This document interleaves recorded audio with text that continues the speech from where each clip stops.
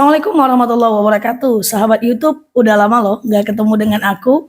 Karena beberapa waktu ini aku cuma mengupload kajian ceramahnya aku. Tapi nggak ada salahnya aku hadir buat teman-teman yang ada di YouTube. Teman-teman yang baru mampir boleh subscribe channel ini. Aku akan hadir di hadapan teman-teman semuanya untuk memberikan insight yang tentu baik buat kita. Hari ini aku iseng, kita Q&A aja yuk. Aku berusaha menjawab pertanyaan yang masuk ke dalam handphoneku untuk kemudian ini random aja supaya bisa mendapatkan insight bersama. Yuk kita mulai. Beberapa pertanyaan. Yang pertama, adalah cara istiqomah bagaimana Ustazah? Oke, teman-teman, al-iman yazid wa yanqus. Iman itu kadang naik, kadang turun. Kalau bahasa lainnya adalah up and down. Gimana caranya biar istiqomah? Yang pertama, waktu iman itu up, kita harus mengerjakan ibadah. Tapi waktu dia down, harus paksakan. Gampang ya? Waktu dia up, kerjakan. Waktu dia down, paksakan.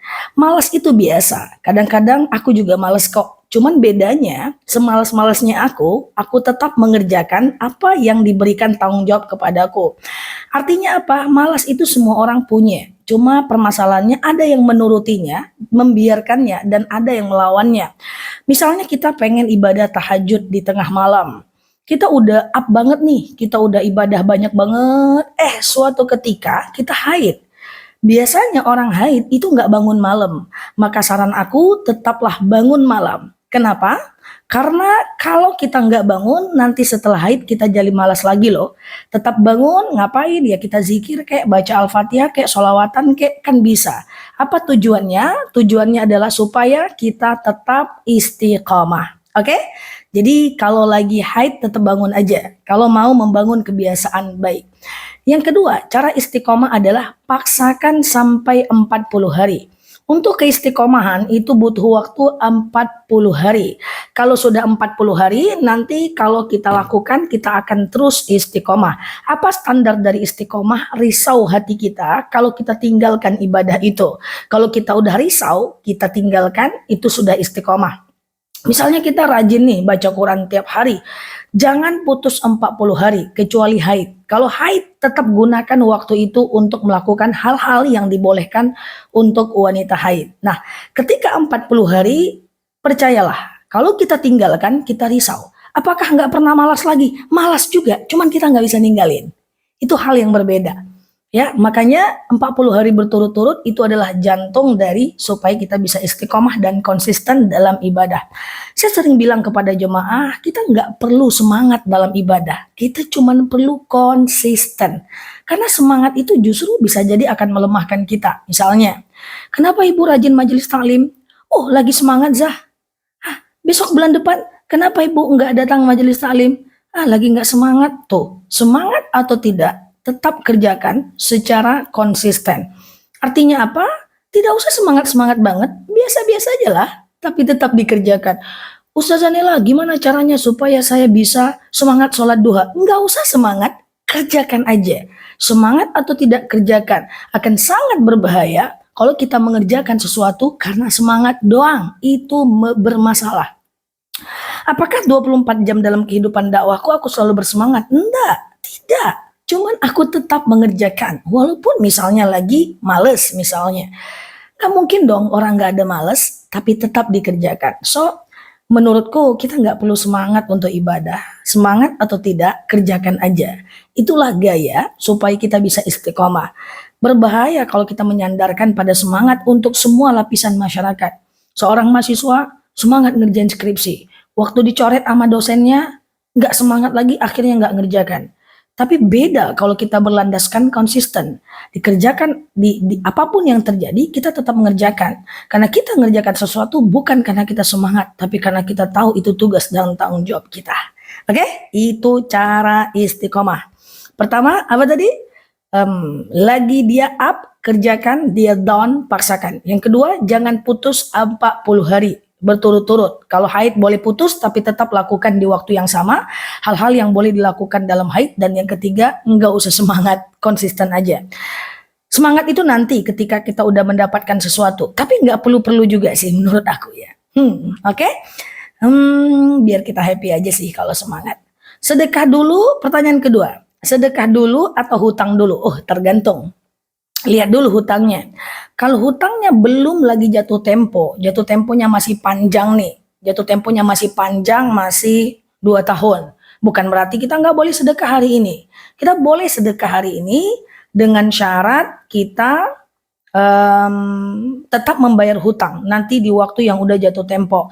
Nah, permasalahannya adalah kalau hutangnya jatuh di hari yang sama dan pengen sedekah di hari yang sama, tentu sedekah dulu. Kalau hutangnya masih jauh, boleh sedekah. Mohon maaf nih, ini no edit ya teman-teman ya. Kalau hutangnya masih jauh, masih lama jangka waktunya, teman-teman boleh sedekah dulu. Bukan berarti orang punya hutang nggak boleh sedekah, itu salah ya. Tapi kalau hutangnya jatuh di hari itu, sedekahnya jatuh di hari itu, maka dulukan hutang. Yang nggak boleh itu adalah hutang yang lewat nggak dibayar, tapi sedekah semangat. Banyak orang nggak mau bayar hutang, tapi kurban semangat. Itu sama dengan tahajud, tapi nggak sholat subuh. Sholat duha, tapi nggak sholat zuhur. Oke, pertanyaan yang ketiga. Tutorial mandi wajib. Oke. Ada 4 mandi yang mirip-mirip sih cara kerjanya. Pertama mandi wiladah, yaitu mandi saat kita dalam keadaan setelah melahirkan, baik keguguran maupun tidak keguguran. Yang kedua mandi nifas, setelah kita habis masa nifas. Yang ketiga adalah mandi haid, kemudian 4 mandi junub. Itu caranya sama. Pasang niat aja. Sengaja aku mandi wajib, mensucikan diriku dari hadas besar. Wajib atasku karena Allah. Atau boleh teman-teman per poin aja. Kalau lagi haid, sengaja aku mandi haid, mensucikan diriku dari hadas besar lillahi ta'ala. Kalau mandi junub, sengaja aku mandi junub, mensucikan diriku dari hadas besar lillahi ta'ala. Gitu ya, tergantung poinnya apa. Tapi sebenarnya dibilang mandi wajib pun gak apa-apa. Lalu kemudian ambil air, kemudian tumpahkan ke ubun-ubun, ke kepala bagian tengah sampai basah ke kaki.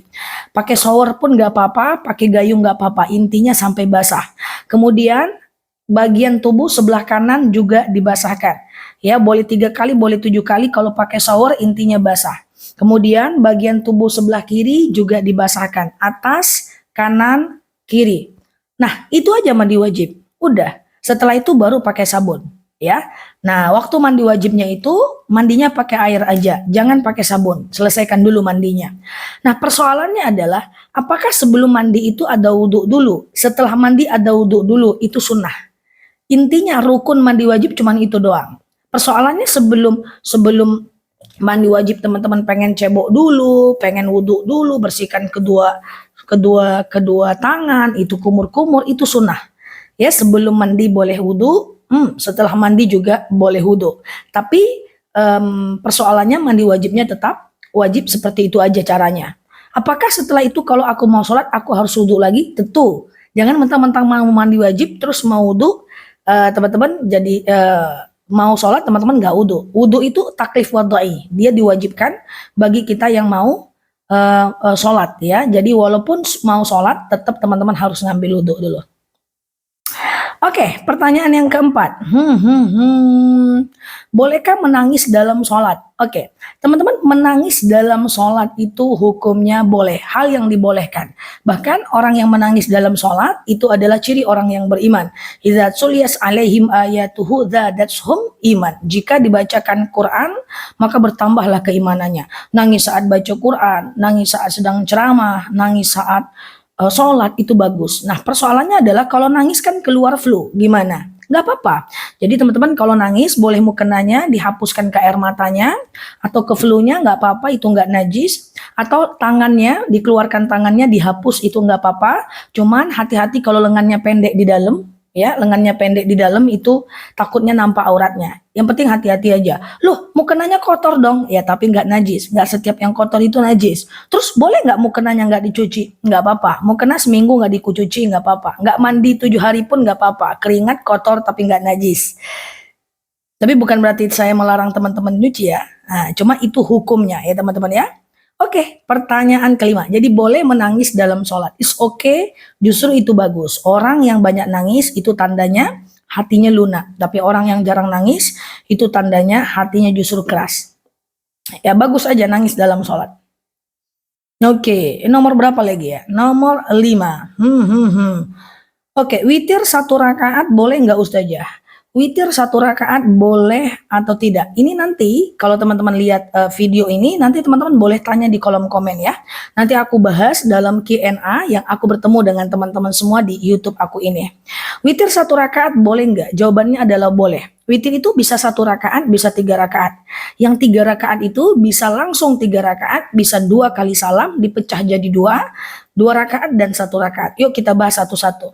Yang pertama adalah 1 rakaat. Sengaja aku sholat witir 1 rakaat, sunnah atasku lillahi ta'ala.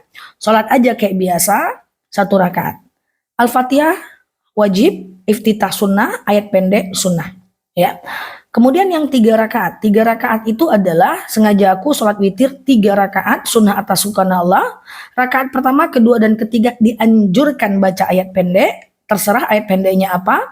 Cuman kalau witir 3 rakaat, nanti rakaat keduanya itu teman-teman tidak boleh duduk kayak sholat maghrib. Jadi tegak aja. Rakaat pertama tegak, rakaat kedua tegak, rakaat ketiga tegak, baru terakhir tahiyat akhir. Jadi witir tidak pakai tahiyat akhir. Itu aja bedanya.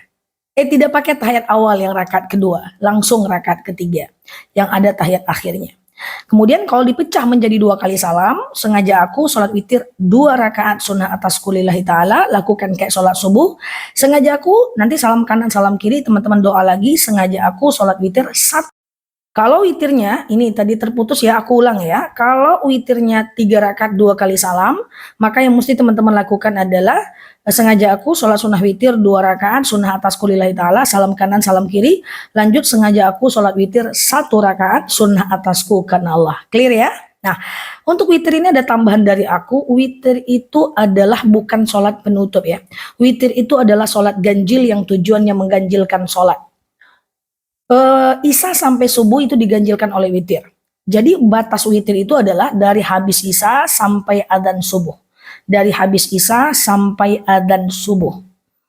Nah, bisakah witir? Yang penting witir itu nggak boleh 2 kali. La witron fi ahadil lail. Tidak ada 2 witir dalam satu malam. Jadi witir itu cuma boleh 1 kali aja. Ya, karena kalau dilakukan 2 kali dia jadi genap. Sebelum tidur 3, tengah malam 3, 6. Sebelum tidur 3, tengah malam 1, 4. Sebelum tidur 1, tengah malam 3, 4. Sebelum tidur 1, tengah malam 1, 2. Jadi dia cuma boleh 1 kali. Jadi gini, kalau habis isya kita udah witir, kemudian tengah malam kita tahajud boleh aja, tapi jangan witir lagi. Tapi kalau habis isya kita belum witir, tengah malam kita tahajud, terus kita mau witir nih, boleh, karena tadi kita belum witir. Oke, itu yang kelima. Pertanyaan keenam, tutorial sujud syukur Ustazah. Oke. Sujud syukur itu adalah sujud saat kita mendapatkan satu nikmat atau berita baik. Caranya gimana? Caranya tinggal sujud aja. Disunnahkan menghadap kiblat, tapi nggak menghadap kiblat pun nggak apa-apa. Kalau saat itu kita nggak tahu arah kiblat di mana, sujud aja. Sujud aja. Bacanya gimana? Bacanya adalah Subhanallah, walhamdulillah, la ilaha illallah, wallahu akbar, wala haula wala quwata illa billah. Tanpa takbir, tanpa salam. Oke? Tanpa salam. Dan disunahkan menghadap kiblat. Tapi nggak menghadap kiblat pun nggak apa-apa. Oke? Nggak wudu nggak apa-apa? Nggak apa-apa. Oke, yang keenam. Ustazah, rumah saya dekat masjid. Terus orang sholat jemaahnya di musola, di masjid. Rumah saya sebelahan. Boleh nggak saya berjemaahnya dari rumah? Oke. Nah, teman-teman, jamaah itu adalah satu tempat, satu waktu. Satu tempat, satu waktu. Itu jamaah. Satu waktu, tapi kalau satu di rumah, satu di masjid, takbir orang, takbir kita di rumah. Sujud orang, sujud kita di rumah. Itu satu waktu. Tapi nggak satu tempat. So, dalam kondisi yang seperti ini, tidak boleh. Jadi jamaah itu adalah satu tempat, satu waktu. Jadi dia harus ke musola. Beda kalau musolanya membludak. Sampailah ke teras rumahnya dia. Ya, sampailah ke teras rumahnya dia. Nah, dalam kondisi seperti itu, tentu dia boleh berjamaah ngikutin orang di musola. Tapi kan kalau dia di rumah sendiri, orang di musola kan tidak ada saf yang tersambung. Maka tidak bisa. Oke, satu tempat, satu waktu. Nomor 7. Oke, nomor 7. Mana dia tadi? Cara menjawab azan. Cara menjawab azan. Nah, gampang. Cara menjawab azan hukumnya wajib ya, teman-teman ya. Satu, ketika muadzinnya bicara, Allahu Akbar, kita jawab Allahu Akbar, Allahu Akbar. Kalau muadzinnya bilang asyhadu an la ilaha illallah, kita jawab asyhadu an la ilaha illallah. Kalau muadzinnya bilang asyhadu anna Muhammadar Rasulullah, kita jawab asyhadu anna Muhammadar Rasulullah. Kalau muadzinnya bilang hayya 'alas shalah, kita jawab la haula wala quwwata illa billah. Kalau dia bilang hayya 'alal falah, kita jawab la haula wala quwwata illa billah. Kalau muadzinnya bilang di waktu subuh, bunyinya adalah as-salatu khairum minan naum, maka teman-teman cukup jawab shadaqata wa bararta wa ana ala dzalika minasyahidin, atau pendeknya adalah shadaqata wa bararta, gitu aja, shadaqata wa bararta. Oke? Lalu ketika imamnya bilang muadzinnya bilang Allahu Akbar, kita jawab Allahu Akbar, Allahu Akbar. Ketika muadzinnya bilang la ilaha illallah, kita jawab juga la ilaha illallah, la ilaha illallah. Itu ketujuh. Nomor 8. Ustazah, aku dibenci sama tetangga, gimana dong? Oke, dibenci nggak apa-apa. Yang nggak boleh itu ngebenci. Kalau kita korban nggak apa-apa. Korban dapat pahala. Tapi kalau kita membenci, kita pelaku, kita berdosa. Aku sering bilang kepada jemaah, jangan terlalu memikirkan apa kata orang tentang kita. Karena ketika kita terlalu memikirkan apa kata orang tentang kita, pada saat yang sama kita tidak memikirkan apa kata Allah tentang kita. So, jangan terlalu banyak space manusia di dalam kepala kita. Kita tidak pernah bertanggung jawab atas pandangan orang kepada kita. Kita cuma bertanggung jawab atas kebaikan kita. Nama baik itu penting cuma untuk gayaan doang kok. Sebenarnya nama baik itu nggak terlalu penting, guys. Kenapa? Karena seandainya semua orang menganggap kita baik, ternyata kita jahat, kita nggak akan bisa masuk surga dengan nama baik. Atau seandainya semua orang menganggap kita buruk, kita baik, kita bisa masuk surga walaupun mereka menganggap buruk. Karena yang ditanya itu bukan pandangan orang kepada kita. Yang ditanya nanti ketika kita meninggal adalah perbuatan kita. So, jangan khawatir dibenci, abaikan saja. Kalau nggak ngefek, abaikan saja. Apapun sikap orang, kezaliman orang, kalau nggak masuk ke dalam pikiran kita, everything is okay, nggak ada masalah. Tapi sedikit aja kata orang masuk ke dalam pikiran kita, saat yang sama kita akan gelisah. So, yang penting adalah bagaimana pendapat Allah terhadap kita. Jangan berharap semua orang mencintai kita. Rasulullah aja itu Rasul. Al-Quran turun dari wahyu melalui mulutnya tersampaikan. Ahli surga, Rasulullah. Tanpa dia Quran gak ada. Rasul masuk surga, tanpa dia Quran gak ada. Wakil Allah, utusan Allah, banyak yang benci. Terus kita mau semua orang suka sama kita. Emang kita siapa? Ya, so nggak usah teman-teman pikirkan. Fokus ibadah. Kalau sebagai istri, fokus sebagai istri. Sebagai guru, jadi guru yang baik. Sebagai dosen, tugas, jadilah tugas yang baik. Sebagai istri, jadilah istri yang baik. Hidup ini sesimpel itu. Abaikan jika kita nggak salah, perbaiki kalau kita salah. Fokus kepada tanggung jawab kita, biar Allah yang mengukurnya. Oke, nomor 9. Gak bisa baca Quran, Ustazah masih terbata-bata, gimana? Hadis Rasulullah SAW, al-mahirum bil Quran ma'as safaratin kiramin bararah. Kalau kita membaca, siapa yang mantap membaca Quran, maka dia akan dikelilingi para malaikat Allah. Walladzi yaqra'ul Quran, dan siapa yang membaca Quran, watatata, dan terbata-bata dia membacanya, wa huwa alaihi syakun lahu ajran, maka dia akan dapatkan 2 pahala. Pertama karena bacaannya, kedua pahala karena susahnya dia membaca. Jadi sebenarnya baca Quran terbata-bata itu nggak masalah, namanya belajar. Kan dalam dalil lain disebutkan faqra'ul Quran mastata'tum, bacalah Quran sesuai dengan kemampuan kita. Ya kan? Jadi sebenarnya nggak apa-apa. Cuman masalahnya adalah baca Quran sampai bisa, belajarnya hukumnya wajib. Nanti kalau udah bisa, itu bacanya jadi sunnah. Mengetahui artinya itu fardu kifayah. Selagi ada orang lain, ustadz, ustazah yang udah tahu arti bacaan Quran, kita nggak wajib lagi untuk tahu. So, tetap belajar sampai bisa ya. Itu ke-9. Ke-10, terakhir deh. Nanti teman-teman kalau ada yang mau nanya, boleh di kolom komen ya. Aku hadir buat teman-teman YouTube karena biasanya aku upload banyak video di TikToknya aku. Jarang banget aku mampir ke YouTube, tapi karena teman-teman udah banyak nemenin aku gantian nemenin teman-teman. Kita ada Q&A, yang mau tanya-tanya boleh ke kolom komen selagi pertanyaannya tentang syariat ya.